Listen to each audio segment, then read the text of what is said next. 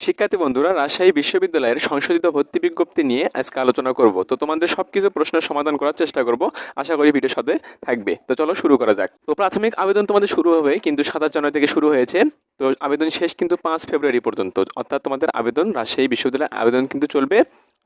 প্রাথমিক আবেদনটি চলবে 5 ফেব্রুয়ারি পর্যন্ত। তো তোমরা যারা আবেদন করবে তারা কিন্তু দ্রুত আবেদন করে নিতে পারো। সেক্ষেত্রে 5 ফেব্রুয়ারি পর্যন্ত তোমাদের কিন্তু আবেদনটি চলবে। তো আবেদন ফি কিন্তু প্রাথমিক যে আবেদন ফি এটি কিন্তু 22 টাকা করেছে, কমিয়ে এনেছে। তো যাই হোক, এখানে কিন্তু তোমাদের সেক্ষেত্রে তোমাদের আবেদন ফি কিন্তু 22 টাকা।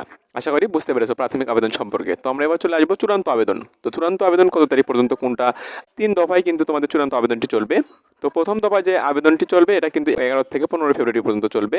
দ্বিতীয় দফায় কিন্তু চলবে 18 থেকে 20 ফেব্রুয়ারি এবং তৃতীয় দফায় কিন্তু 23 থেকে 24 ফেব্রুয়ারি পর্যন্ত কিন্তু তোমাদের তৃতীয় দফায় আবেদনটি চলবে, চূড়ান্ত আবেদন। তো চূড়ান্ত আবেদন 3টি দফায় কিন্তু তোমাদের চূড়ান্ত আবেদনটি চলবে।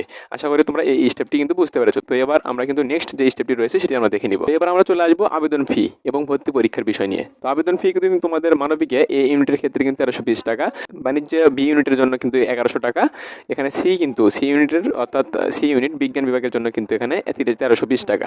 আশা করি তোমরা কিন্তু বুঝতে পেরেছো। তো 3টি ইউনিটের কিন্তু আমি আবেদন ফি বলে দেওয়ার চেষ্টা করেছি। তো সেক্ষেত্রে এখন ভর্তি পরীক্ষা সম্বন্ধে আমরা চলে আসবো। তো মানবিকের কিন্তু ভর্তি পরীক্ষা অনুষ্ঠিত হবে 19 এপ্রিল, বাণিজ্যের কিন্তু 12 এপ্রিল ভর্তি পরীক্ষা অনুষ্ঠিত হবে এবং বিজ্ঞানের জন্য কিন্তু 26 এপ্রিল ভর্তি পরীক্ষা অনুষ্ঠিত হবে। তো এক্ষেত্রে তোমরা আবেদন ফি এবং ভর্তি পরীক্ষা সম্বন্ধে কিন্তু টোটাল জানতে পেরেছো। তো আমরা নেক্সট যে স্টেপটি রয়েছে এবার সেটি আমরা দেখে নেওয়ার চেষ্টা করবো। তো চলো দেখে নেই। এবার আমরা দেখে নেব জিপিএ যোগ্যতা আবেদন যোগ্যতা দুটোই দেখে নেওয়ার চেষ্টা করবো। তো সেক্ষেত্রে দেখো জিপিএ যোগ্যতা মানবিকের জন্য লাগবে কিন্তু এসএসসি এবং এইচএসসি 3 পয়েন্ট করে, টোটাল কিন্তু 7 পয়েন্ট লাগবে। বাণিজ্যের ক্ষেত্রে কিন্তু এসএসসি এবং এইচএসসি 3 পয়েন্ট করে কিন্তু মোট টোটাল কিন্তু লাগবে 7 পয়েন্ট। এবং বিজ্ঞান বিভাগ থেকে যদি 3.50 সহ এসএসসি এবং এইচএসসি আলাদা আলাদাভাবে 3.50 সহ মোট 8 পয়েন্ট কিন্তু তোমাদের লাগবে বিজ্ঞান বিভাগের জন্য। আশা করি বুঝতে পেরেছো জিপিএ যোগ্যতা সম্বন্ধে। তো এবার আমরা দেখে নেব আবেদন যোগ্যতা। তো দেখো আবেদন যোগ্যতা এইচএসসির কিন্তু 2023 এবং 24 পরীক্ষার্থী কিন্তু আবেদন করতে পারবে। তো সেক্ষেত্রে এসএসসির উল্লেখ নেই, এসএসসি পরীক্ষার্থীর জন্য কিন্তু উল্লেখ নেই। আশা করি এটুকু তোমরা বুঝতে পেরেছো। তো কেন্দ্রে এবার চলে আসবো। তো কেন্দ্র কিন্তু ঢাকা, রাজশাহী, খুলনা, রংপুর, এখানে কিন্তু ভর্তি পরীক্ষা তোমাদের অনুষ্ঠিত হবে। তো এবার আমরা দেখে নেব নেক্সট স্টেপটি। তো এবার দেখে নেব ভর্তি পরীক্ষা এবং এ ইউনিটের মানবন্টন নিয়ে। তো 3 ইউনিটের কিন্তু মানবন্টন নিয়ে তোমাদের সাথে আলোচনা করবো। তো সেক্ষেত্রে তোমার ধীরে ধীরে দেখার চেষ্টা করো, তাহলে কিন্তু বুঝতে পারবে। তো দেখো ভর্তি পরীক্ষা 100 নম্বর কিন্তু টোটাল 100 নম্বর ভর্তি পরীক্ষা অনুষ্ঠিত হবে। সেক্ষেত্রে 80টি এমসিকিউ তোমাদের হবে এবং পাস মার্ক সেখানে কিন্তু 40 থাকবে। নেগেটিভ মার্ক কিন্তু অবশ্যই রয়েছে, 0.25 কিন্তু তোমাদের নেগেটিভ মার্ক থাকবে। আশা করি বুঝতে পেরেছো। তো সেক্ষেত্রে তোমাদের ভর্তি পরীক্ষা সম্বন্ধে কিন্তু চলে গেল। তো এবার আমরা দেখে নেব এ ইউনিটের জন্য মানবন্টন। তো এখানে এ ইউনিটের জন্য মোট আসন থাকছে কিন্তু 3947, অর্থাৎ 3947 আসন সংখ্যা থাকছে। বাংলা থাকছে 35, ইংরেজি থাকবে 35 এবং জিকেতে থাকবে কিন্তু তোমাদের 30 নম্বর। এই টোটাল কিন্তু তোমাদের 100 নম্বরের ভর্তি পরীক্ষা অনুষ্ঠিত হবে। তো আশা করি বুঝতে পেরেছো। তো সেক্ষেত্রে 80টি তোমাদের কিন্তু এমসিকিউ পরীক্ষা ভর্তি পরীক্ষা অনুষ্ঠিত হবে। এবার তোমরা দেখতে পাচ্ছ বি ইউনিটের মানবন্টন। তো দেখো এখানে বি ইউনিটের ক্ষেত্রে কিন্তু আসন থাকছে 520টি আসন সংখ্যা।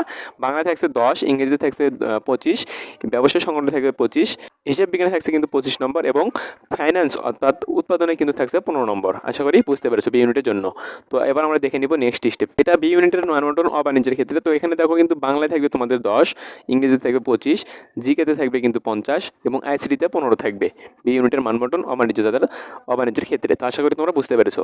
তো এখানে কিন্তু তোমার 4টি সাবজেক্ট রয়েছে, বাংলা, ইংরেজি, জিকে এবং আইসিটি। তো আমি কিন্তু আলাদা আলাদাভাবে মার্ক বলে দেওয়ার চেষ্টা করেছি। তোমার নেক্সট যে স্টেপটি রয়েছে সেটা আমরা দেখে নেব, অর্থাৎ সি ইউনিটের মানবন্টনটি নিয়ে। সি ইউনিটের মানবন্টন আমরা দেখে নিব। তো দেখো সি ইউনিটের কিন্তু মানবন্টনের ক্ষেত্রে আসন কিন্তু থাকছে 1533 আসন সংখ্যা। সেখানে পদার্থ থাকছে 25টি নৈবেত্তিক এমসিকিউ থাকবে এবং রসায়নে থাকবে 25টি নৈবেত্তিক এবং অর্থাৎ এমসিকিউ এবং আইসিটিতে থাকবে 5টি।